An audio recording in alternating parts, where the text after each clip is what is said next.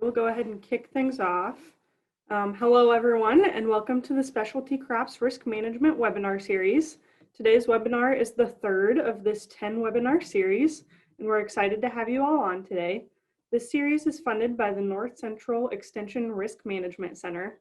I'm Olivia Hanlon, Extension Education Specialist for Iowa State University Extension and Outreach. I work in the Farm, Food, and Enterprise Development Program, which works largely with specialty producers on a wide variety of education and outreach topics.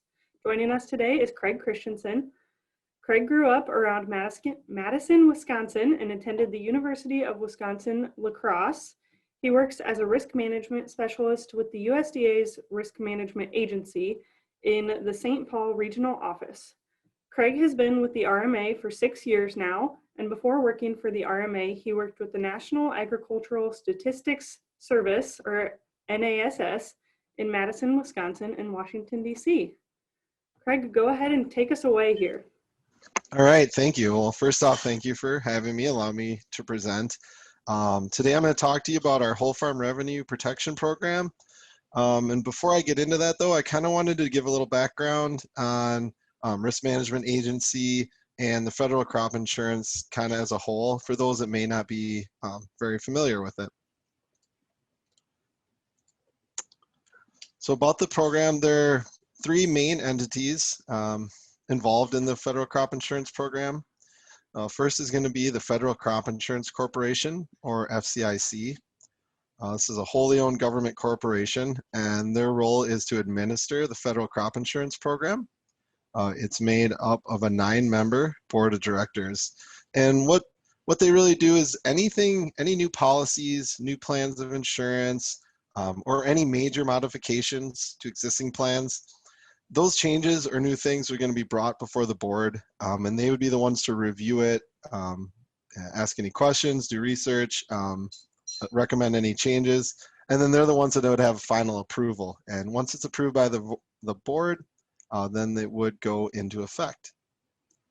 We also have Risk Management Agency, or RMA, which is where I work. RMA's role is to manage the federal crop insurance program. We are made up of 10 regional offices across the country. We also have 6 compliance offices across the country. We have an office in Kansas City that serves as kind of our RMA headquarters. And then we also have staff that work in our USDA headquarters out in Washington, D.C. Third, we have our approved insurance providers, or AIPs. This consists of 14 different insurance companies that are allowed to write federal crop insurance policies. These AIPs work with over 15,000 individual agents across the country. Here's just a map showing how our regional offices are set up. As I mentioned, I'm from the St. Paul Regional Office of Minnesota here. So we are responsible for Minnesota, Wisconsin, and Iowa. And you can see the other 10 offices and the states are responsible for. Also, as I mentioned, we have 6 compliance offices. They're set up similarly. Some will have more states are responsible for just due to the numbers of having fewer offices, but similar setup and structure. So some of the things we do, this is definitely not an exhaustive list of everything, but just kind of give you a general idea of some of the roles and responsibilities. With Risk Management Agency, we're going to develop and approve the policy terms, things such as rates, prices, anything else associated with that policy. And this work is done mainly in our Kansas City headquarters office.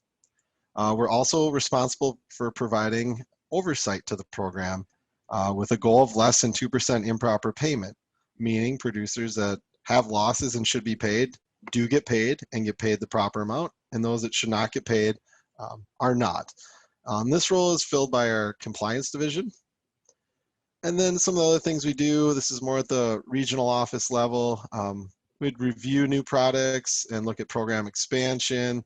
One example I can give is RMA does have a grape insurance program, but it was not in, the program was not in any of the counties in any of the states in the St. Paul region. We did have grower interest. Some of them were insuring it through a process we call a written agreement. That's basically an exception where if it's not available and you have the right documentation, you're able to get that coverage. But so we knew there was some interest, so we worked with University of Minnesota extension people, worked with the grape grower groups, and we were able to expand the grape program into 5 counties in Minnesota. That means they don't have to go through that written agreement process. And as we see interest increase, if there is other areas that may want some grape coverage, we could look at expanding it into there. And we can do that for all of our different programs. The AIPs, their role is, so they have a contract with RMA called the Standard Reinsurance Agreement. In that agreement, that allows them to actually sell federal crop insurance policies. And so that's their role, really, is to sell and service these federal crop policies to producers. So a little bit how it works. As you can see, it's a public-private partnership between RMA and the AIPs.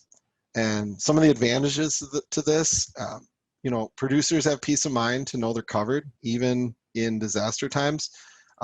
So meaning, say there's a widespread disaster and you have one company with the bulk of it, since this program has the full backing in the United States government, they know that those payments will be made. They don't have to worry about whether that company would not be able to pay out all that indemnity because it was just too much. By using private insurance, we're able to deliver a more efficient service. Going back to that SRA, that Standard Reinsurance Agreement, RMA does set the terms, so prices and such for these policies. So really the company's the biggest thing they're going to compete on is service, because they're not allowed to offer, reduced prices or discounts or anything like that. And final advantage to this system is that, as a producer, you can find an agent, a local agent from the community that you're from to work with to purchase these. And someone maybe it's more you're familiar with, or they're familiar with the area, the agriculture, the culture, things like that. So how the insurance cycle process program works, kind of the cycle for crop insurance. We start with number one, the insurance offer. So we have a program or a policy available. As a producer, you have the option to purchase it.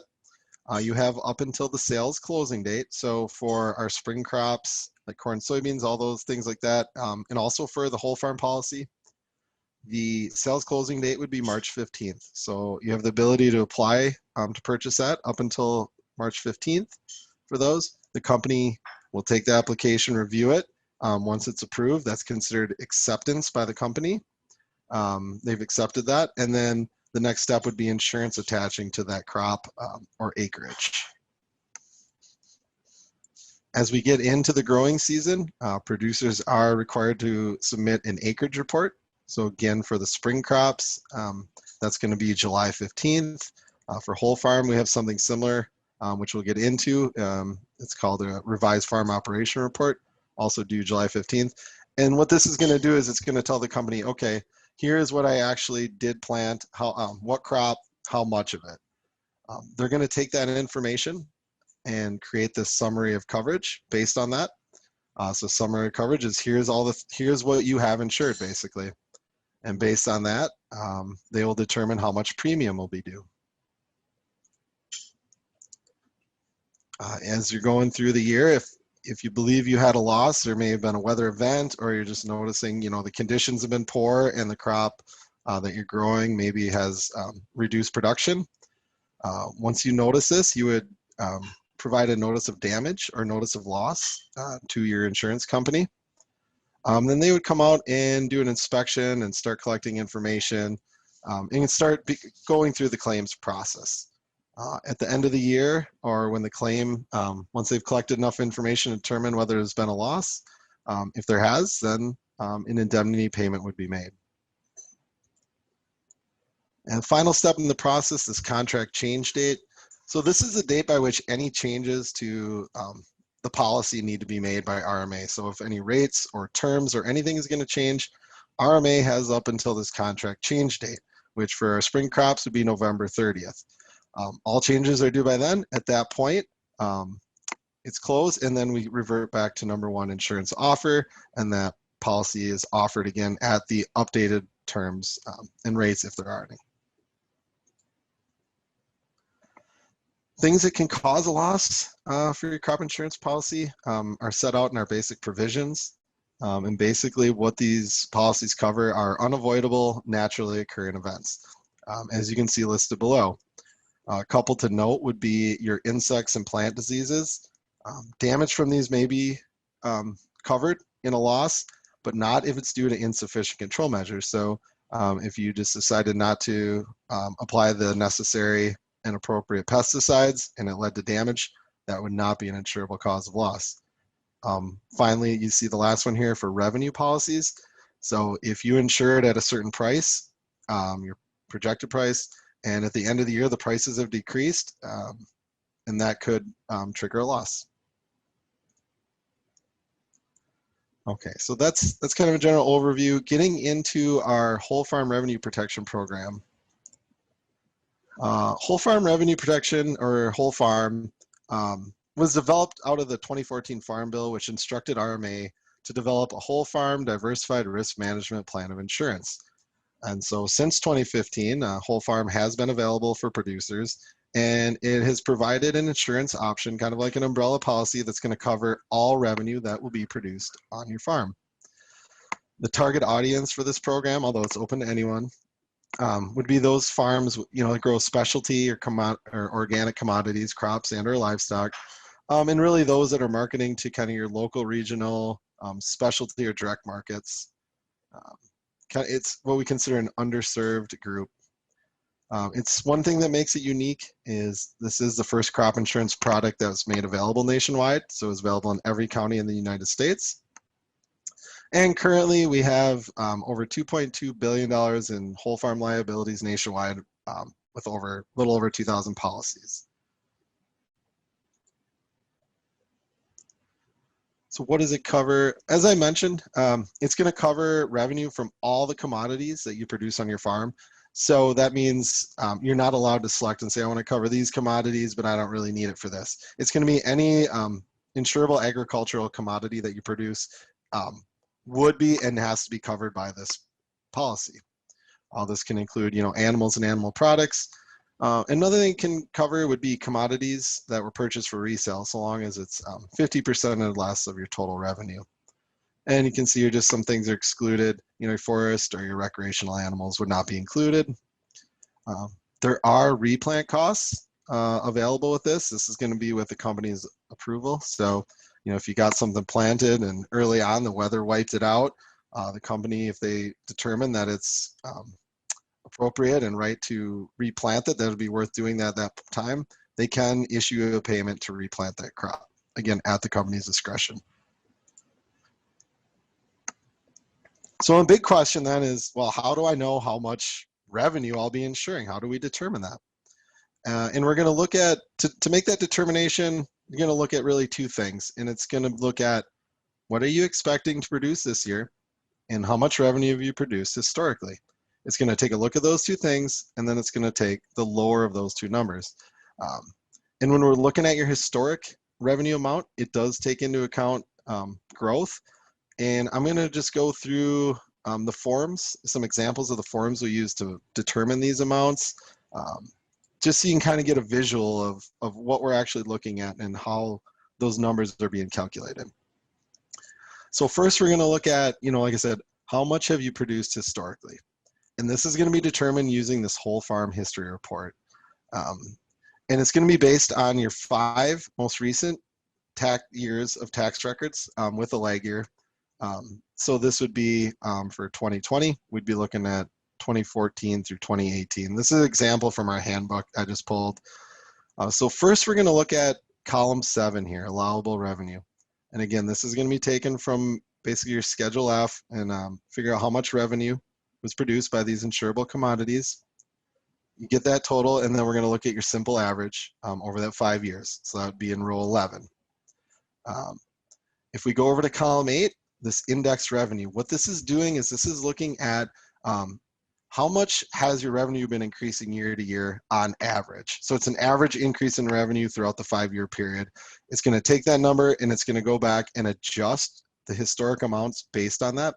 So you can see here, these numbers have been bumped up based on that index revenue calculation. It's still going to take the total, take a simple average, in that row 11 there. We can see the difference. So with this, we're going to look at, when we get to the end of this, we're going to look at the highest amount from this. So when I said lower, that's comparing current versus historic, but for historic only, we're going to take the highest. If you look down in row 15, we have expanded operation. And what this is saying is, has your farm physically expanded this year? So did you add more acreage? Did you add a couple greenhouses, possibly double cropping? If it has, then obviously, you have more capacity than you had historically. And so the company has the option to increase your historic average based on this expansion or growth.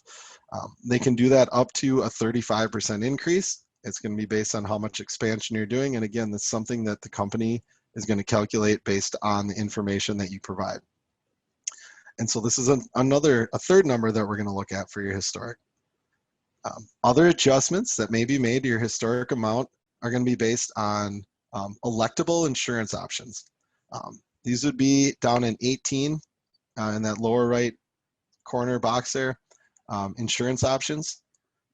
These options are elected by the producer. They're optional, hence the name options, and they may incur additional premium. But three of them we have are substitution, so revenue substitution. What this means is it's going to look at your average revenue amount, multiply that by 60%, and it's going to give you 60% level. Any years that fall below that 60% amount can be substituted with that 60% level. So you can see, in 16 and 17, those are pretty low. Those are probably below that 60% of the average here. And so those would be substituted with that 60%. We also have revenue exclusion, which is basically just going to get rid of the lowest revenue year. And then so that average would be based on 4 years instead of 5. And then finally, we have revenue cup. And what this is just basically ensuring that your approved revenue will not go down below 90% of the previous year. So if your approved revenue and you're a carryover insured, meaning you had whole farm coverage last year and you're electing it again this year, if you had $200,000 in approved revenue last year, you won't go below $180,000 this year for this report. So once we look at all that, we're going to figure out what the highest number is, which we can see is going to be our index revenue with the revenue exclusion, that $266,972. Okay, so now we've figured out what can we expect you to produce based on your history. This farm operation report is what you're going to fill out to indicate what you intend to produce for the current year. So you can see on this form we have intended, revised, and final. This intended is going to be due at sales closing date when you apply for the coverage.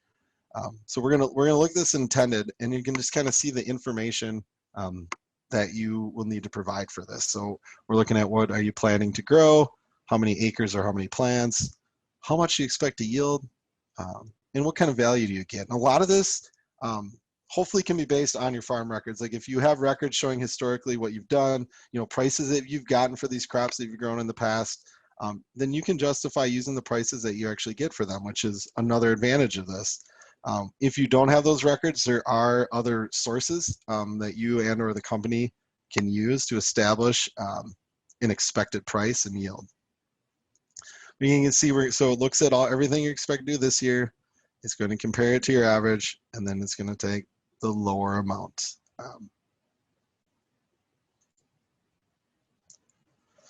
So diversification. The level of diversification of farm may have a pretty big impact in multiple areas of the whole farm policy. When we talk about a farm's level of diversification, how do we quantify that? Well, we quantify it through this policy using something called a commodity count.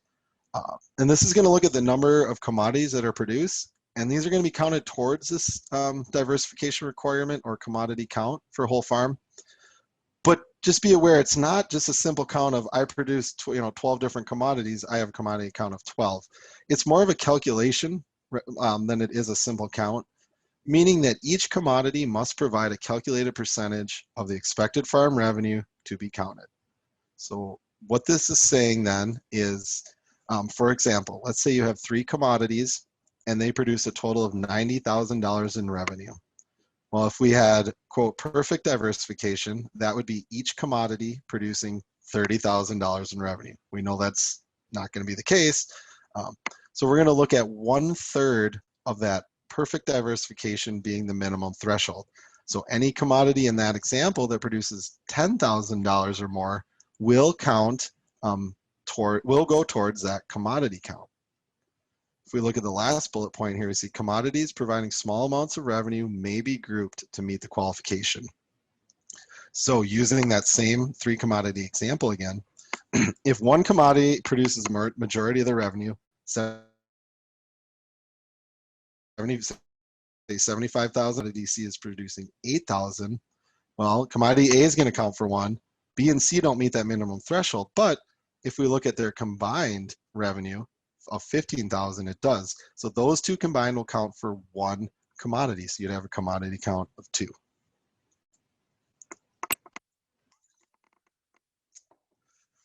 New for 2021, we created something called a direct marketed commodity code. And this is going to allow producers who sell to direct markets to report 2 or more of their direct marketed commodities under 1 combined commodity code. As long as they have at least 2 commodities sold through the direct marketing, they're allowed to use this code. The nice thing about this is that these commodities can be reported as combined. They're not required to have separate expected values. So you're going to look at the total revenue from the combined commodities and the total acres planted to those commodities. Meaning if you don't have the records to break down each of those commodities, you can still lump them all under this code and get the revenue that you expect for these, and it will count as 2 commodities. So now we talked about the commodity count. I want to talk a little bit about where it's used and what impacts it'll have on the policy. So the first is coverage level. So whole farm coverage levels range from 50 to 85%, an increase in 5% increments. The 80 to 85% coverage levels are only available for those with a commodity count of 3 or higher. And just one thing to note, there is no catastrophic level of whole farm available. If you have other policies, you are allowed to, and I'm going to touch on that a bit, but you're not allowed to have any other policies at a catastrophic level either to be eligible. Another area where we see this impacted is in the premium subsidy. So this is our subsidy table. You can see if you have a commodity count of 1, you are eligible for whole farm with a commodity count of 1 with some exceptions, which we'll touch on next.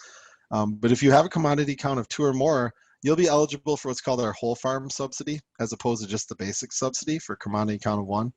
And you can see the difference in the subsidy rates here. So, your basic's going to range from 67 to 55, while your whole farm subsidy is going to cover 80% of your premium for the 50 to 75% coverage levels, meaning you're going to pay 20% of the total premium that's due. The government will pay 80% of it.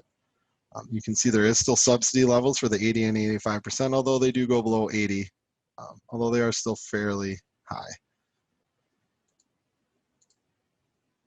Finally, eligibility, I kind of hinted at this.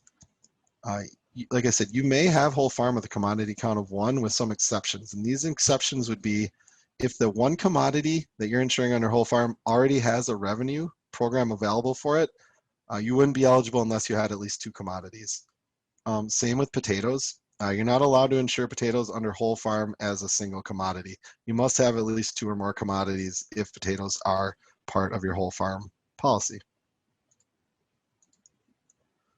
And then finally, premium discount. So there's something called diversification discount that's going to get applied to your premium.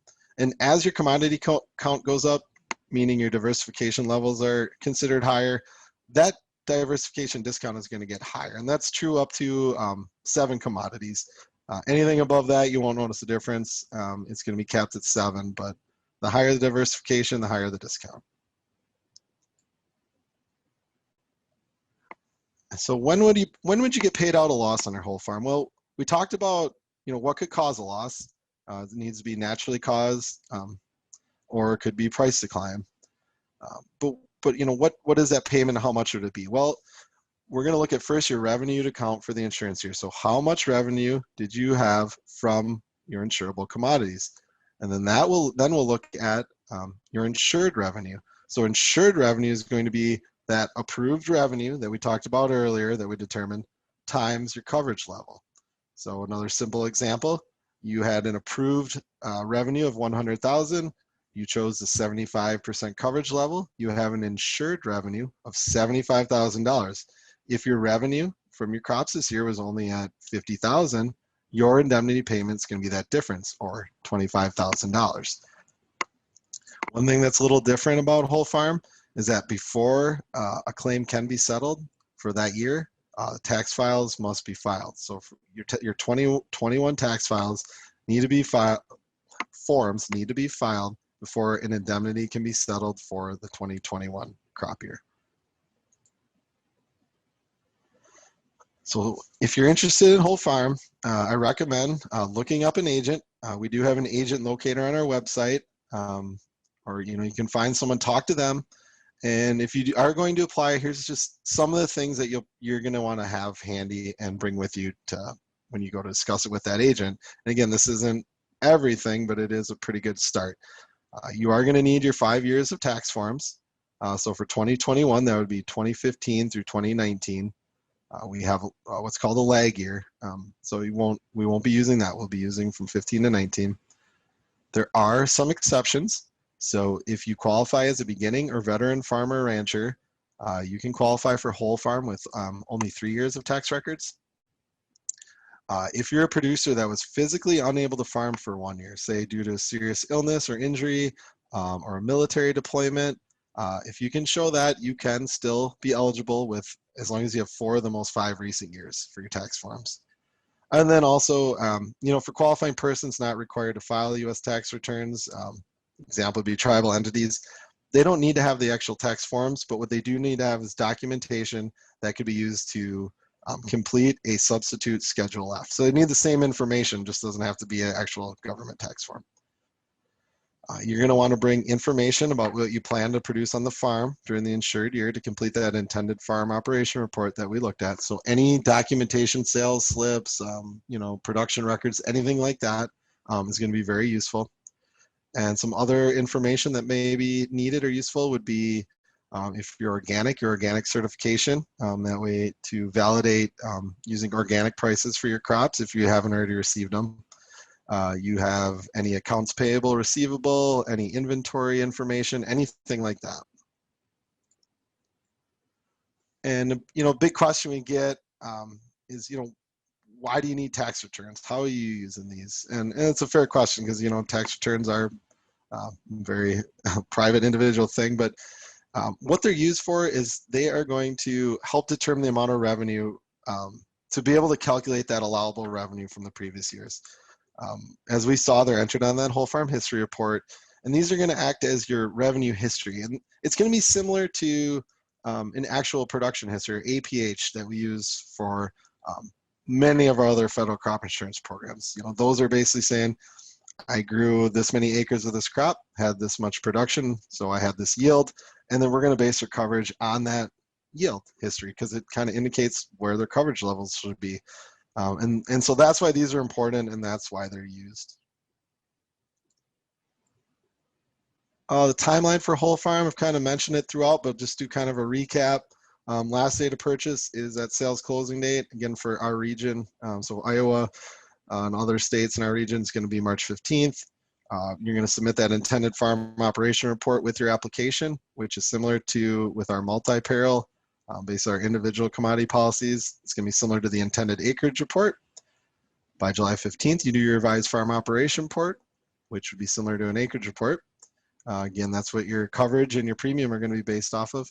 And then finally, at the end of the year, you're going to complete what's called your final farm operation report. If you have a loss during the year, this is going to be completed at the time of the loss determination. If you do not have a loss, this report would be due by the next year's sales closing date. If you didn't have a loss and you chose not to complete that final farm operation report, you would still be eligible for whole farm, but you would be limited to the 65% coverage level the next year. With whole farm, you are allowed to purchase and carry other insurance plans. So if we look at our FCIC plans, so these are our federal crop insurance plans. If you do have any, you do need to have them at buy-up levels. As I mentioned, you're not allowed to have catastrophic coverage in addition to having whole farm. Any indemnity that's paid out from these federal plans is going to be considered revenue to count. So you're not going to be able to get paid on the whole farm in addition to your individual policy. You won't get paid twice on it. It's going to count for whole farm. But with that said, whole farm does take that into account. So by having that additional policy, it does decrease the risk. And so for your premium calculation purposes, it's going to take your insured revenue and adjust that down to reflect the coverage you have with that MBCI policy. So again, this is not reducing your whole farm coverage. It's going to only, for premium calculations, take the amount that that premium is based on and reduce it by the amount of coverage you have for those other crops. And that is true up to 50%. So, you know, if you have $200,000 in whole farm coverage approved revenue, and you have, say, you know, 50,000 coverage for one of the crops you're growing, that premium is going to be based on $150,000 of coverage as opposed to 200,000. Again, not reducing your coverage down to below 200,000. There is also the Non-Insured Crop Disaster Assistance Program, or NAP, which is administered by FSA. You are allowed to have NAP coverage. One of the recent changes with NAP is, in the way it differs now from our federal policies, is that any revenue received from your NAP policy will not be included in your revenue account unless it exceeds your deductible. So, you know, whatever that coverage level you have, if you had 75% coverage level on 100,000 revenue, that deductible is going to be that 25,000. Any payments 25,000 or less from NAP won't be counted. Anything above would count as revenue to count. It's a little different. Some differences between whole farm and our multi-peril crop insurance policies. With whole farm, you know, indemnity is not paid until after taxes are filed. That's not true with your multi-peril. Those, once the claim is wrapped up and completed, indemnity can be paid. There is no catastrophic coverage available for whole farm, and you're not allowed to carry it in other MPCI policies. Some advantages to whole farm is that you're actually able to use the prices that you receive, including your organic prices. So you can be using your sales records to set the revenue amounts that you're covering. You're not just limited to using prices based on speculator markets or USDA data. It also provides revenue coverage for commodities that currently only have an APH or a yield-based policy. And again, going back to the subsidy levels, that whole farm subsidy level of 80%, and the premium discounts that are based on your diversification levels. If anyone's looking for any additional information, I recommend going to our website, which is rma.usda.gov. If you look at the very bottom in the middle there, we have a link to our whole farm revenue protection page. You can find all sorts of information in there. You can see the actual policy. We have fact sheets. We have record keeping aids for direct marketers. We have frequently asked questions. Anything you'd want to know about whole farm should be able to be found on that page. So that's all I have for you today. If we have any questions, I'm happy to answer them. If you have any questions in the future and want to reach out to me, would like some more information about whole farm, I'm happy to answer anything. So at this point, I guess I'll see if there's any questions. And thank you. Craig, thanks so much for being on today. I'm wondering, while we kind of wait for some questions to pop into the chat box, if you could talk just a little bit about maybe some more of those differences between whole farm and NAP, which always seems to me to be that common question from producers. Sure. Well, I guess, again, NAP, you can do some buy-up, but generally they're at more the catastrophic level. I think with NAP, you're going to need to use, you know, the prices yields that they have established. Again, I don't know a whole lot about NAP. I do know some of it because we do get asked about it, even though it is FSA. But like I said, with the whole farm, just being able to use your farm records and what you've done, you know, you're insuring yourself at the levels that you produce at. You're not restricted by any sort of terms set. You know, unless you don't have those records, then again, you know, some of that, we're going to use some of that same source data of looking at public data, USDA data, or whatever. And again, this is going to cover everything under one umbrella policy. So, and I think the initial year with whole farm, you know, it's a lot. It can seem overwhelming with bringing in the 5 years and all your records and everything. But you know, if you do that and then you do it year after year, really you need to just keep track of the records for that last year, and then you kind of build on it. And it kind of gives you an idea of what you need for this, and it should be a little more user friendly as you go on with whole farm.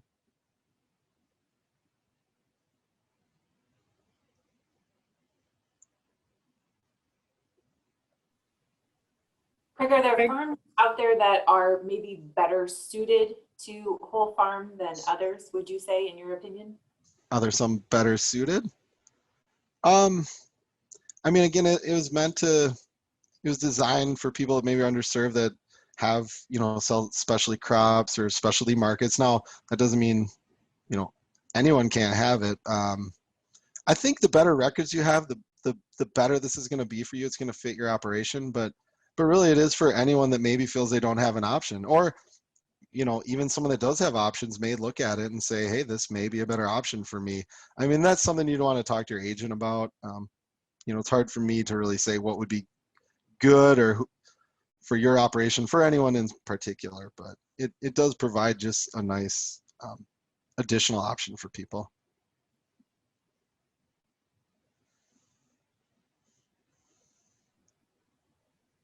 You covered a lot of information here today, Craig.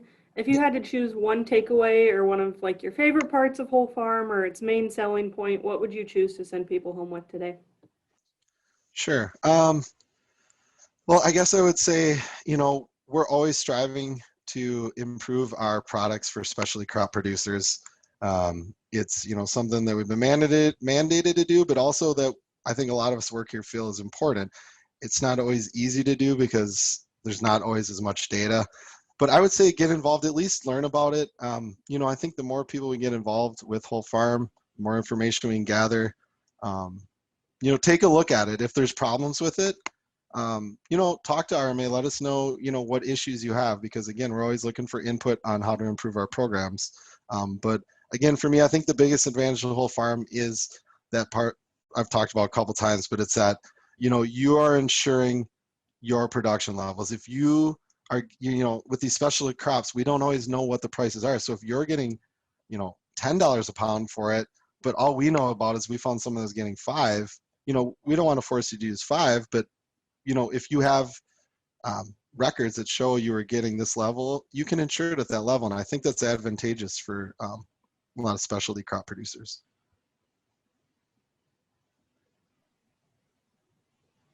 Absolutely. Thank you so much, Craig, and thank you for joining us today.